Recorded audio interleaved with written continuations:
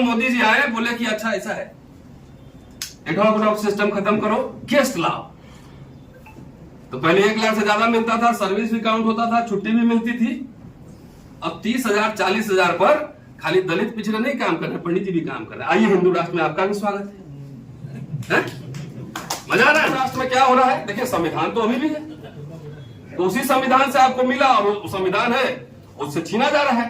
कोई आवाज नहीं निकल रही, कोई आवाज नहीं निकल रही।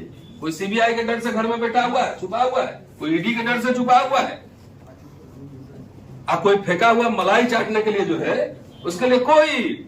उसी नेता से पूछो जाके कि भाई ये फेलोशिप बिहार में बंद है, SC/ST का फेलोशिप बंद है, ये दलित नेता लोग कितना यहाँ मूवमेंट किया है।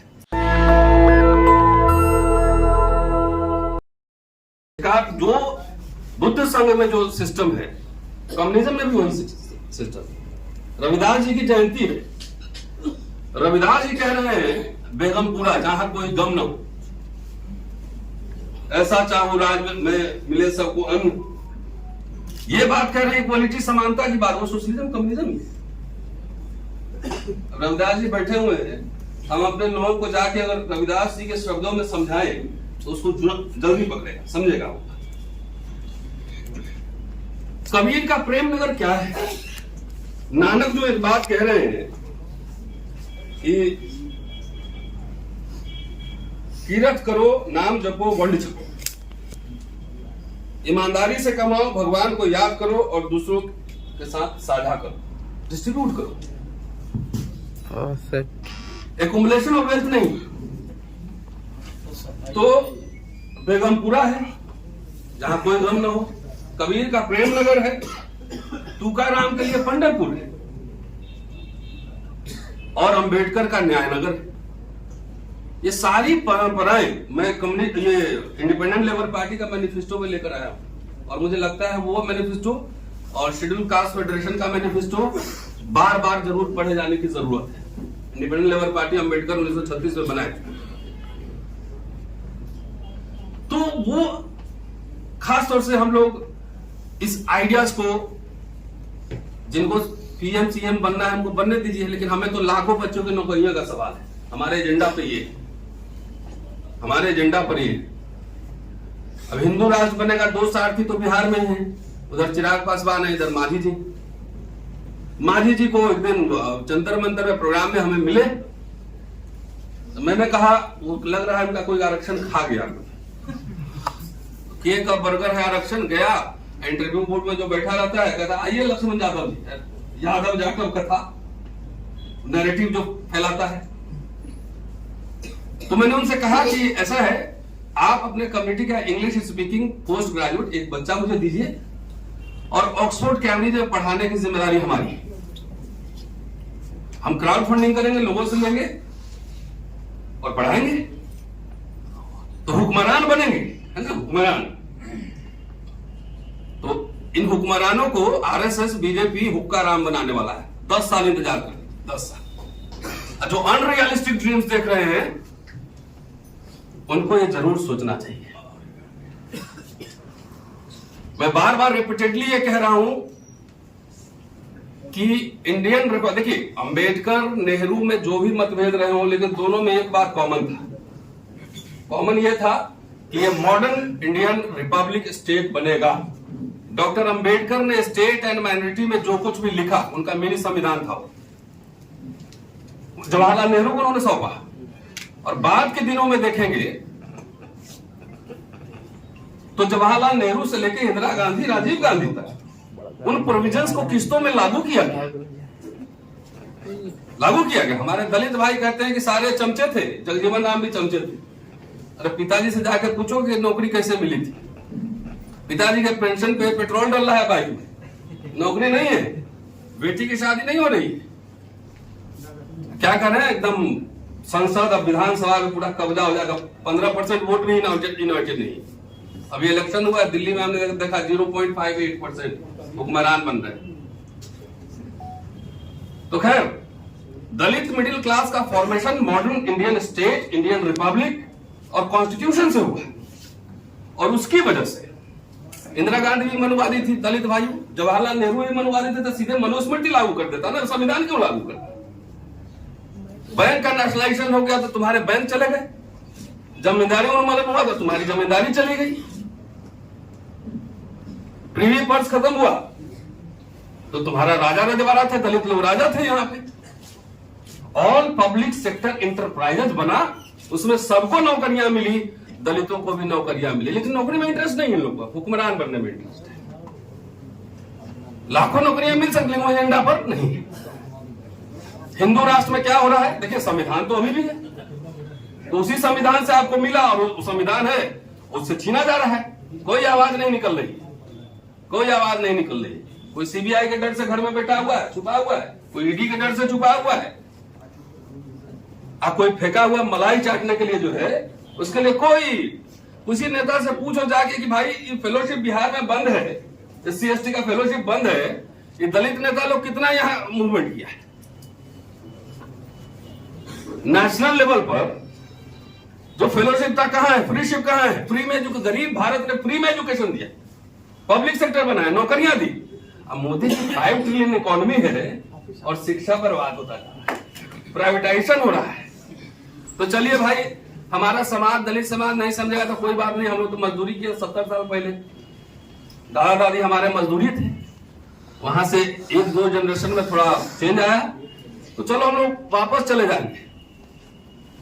जैसे अनरियलिस्टिक ड्रीम दिखाया गया दलितों को कि देश में पूरा आरक्षण देने वाला बनना है, सबको ये करना है, ब्राह्मण विदेश भेज देना है, अनरियलिस्टिक फालतू के बातों में सारा एनर्जी लगता है। एक ब्राह्मण को गांव से बाहर नहीं निकाल सकते और देश से बाहर भेजने की तैयारी है, सोचिए ना। तो सब एकदम रात में नींद में सपना देखता है ये लोग कि चले जाएंगे ब्राह्मण तो सारे मठ मंदिर पे हमारा कब्जा होगा, एकदम पलंग पे, सोना के पलंग पे सोए हुए सपना देखता है। और RSS इलेक्शन के समय बोलता है कि मियाँ जी को भगा देंगे तो सारी जमींदारी अब नवाब जी की हवेली तुम्हारी होगी। तो दोनों तरफ से सपने देख रहे हैं, मजे लो, सपने देखो, खाली सपना ही देखो, और सुबह उठोगे तो खुरपी लेके खेत में जाना पड़ेगा काम कर, स्कूल कॉलेज नहीं। चलिए, बहरहाल हमारा जो होगा होगा। अब आइए भाई, गरीब भारत ने नौकरियां दी, सबसे ज्यादा नौकरी कौन कर रहे थे? पंडित जवाहरलाल नेहरू, इंदिरा गांधी, राजीव गांधी तक पूरा पब्लिक सेक्टर यूनिट बना। तो SC/ST तो इतना था, 22% रहा होगा, थोड़ा सा माइनॉरिटी OBC मिला लीजिए तो 30%। तो बाकी नौकरियां, बाकी स्कूल कॉलेज यूनिवर्सिटी में फ्री में कौन पढ़ रहा था? 5 रुपया 2 रुपया देकर इसी देश के सवर्ण लोग पढ़ रहे थे, इसी देश के। तो पंडित जवाहरलाल नेहरू ने शिक्षा दी, इंदिरा गांधी ने शिक्षा दी, IIT medical college public institution खुले, और उससे पढ़ के, मैं ये नहीं कर रहा हूं, लेकिन बहुत बड़ा डिपार्चर था ये, है ना, एक कॉलोनियल स्टेट से बहुत बड़ा डिपार्चर था कि एक मॉडर्न नेशन बनाने की ओर जा रहे हैं। जगजीवन राम 1957 में जो है रेलवे ने प्रमोशन, रिजर्वेशन इन प्रमोशन लागू कर दिया, 1957, ये सब पता है। कितनी नौकरियां एग्रीकल्चर डिपार्टमेंट में, पोस्टल डिपार्टमेंट में, रेलवे डिपार्टमेंट में, पानी पाड़े अपॉइंट हुआ, लाखों लाख लोग नौकरी में लगे, लेकिन वो सब याद नहीं, सीधे बोले हमको नौकरी कहां करना, राजा बनना है। तो बनो भैया राजा, उत्तराधिकार भी घोषित करो। तो मैं ये कह रहा हूं कि पंडित जवाहरलाल नेहरू ने, तमाम इंदिरा गांधी ने नौकरी दी, पेंशन दिया, शिक्षा दी। पंडित अटल बिहारी वाजपेयी जब प्रधानमंत्री बने तो सबसे पहला काम क्या कि पेंशन छीन लिया। तो हमारा तो भाई 30 लोग का पेंशन छीना, 70 नौकरियां जो बची थी उसमें से ज्यादा ब्राह्मण ही थे। हर जाके मिनिस्ट्री में देखिए, हर जगह बोर्ड लगा हुआ था, शर्मा जी, चतुर्वेदी जी, मिश्रा जी, तमाम। तो पेंशन खाली मेरा थोड़ी छीना, आपका भी छीना। नौकरी प्राइवेटाइज कर दिया, डिसइन्वेस्टमेंट मंत्रालय। आप खुश हो रहे हैं? आइए, हिंदू राष्ट्र में आपका भी स्वागत है, आइए, स्वागत है। डिसइन्वेस्टमेंट हुआ, सरकारी कंपनियां जब बिकना शुरू हुई तो खाली हमारा नौकरी तो नहीं गया। सारे, अगर लोग सोच रहे थे ब्राह्मण कि हम हिंदू राष्ट्र में तो सारे राज पुरोहित बन जाएंगे, जैसे दलित लोग सोच रहे हैं कि हम सारे राजा बन जाएंगे, तो राज पुरोहित तो सारे बनोगे नहीं। प्राइवेटाइजेशन जब नौकरियां गई तो आपका भी नौकरी गया। अब मोदी जी तो आए, न्यू पेंशन स्कीम को और इतना कॉम्प्लिकेटेड कर दिए। तो इसका मजा तो आपको भी मिलने वाला है। Don't worry, don't worry. मुझे पता है सिक्योरिटी गार्ड हमारे कॉलेज पे जो काम करता है 15,000 रुपए महीने में, वो कौन लोग है मैं जानता हूं। नहीं, पीएफ प्रोविडेंट फंड पहले था, मिडिल क्लास को आज बोल रहे हैं, क्योंकि सब लोग को एक साथ, गरीब आदमी चाहता है कि मेरा बच्चा जो है नौकरी करे। प्रोविडेंट फंड पहले कटा सकते थे बेसिक, अब इन्होंने अपर लिमिट 5 लाख कर दी। अमीर भारत 5 ट्रिलियन इकोनॉमी, और क्या हो रहा है, पीएफ पे इनकम टैक्स लग रहा है, इंटरेस्ट पे। आइए, हिंदू राष्ट्र में आपका भी स्वागत है। सोचिए गंभीरता से, ये हिंदू राष्ट्र बन जाएगा तो जो लोग ख्वाब देख रहे हैं एकदम राज पुरोहित एकदम कौटिल्य बन के बैठेंगे और सब लोग आएंगे पाए लागू बाबा पाए लागू ऐसे करेंगे, तो सबका नहीं होने वाला है।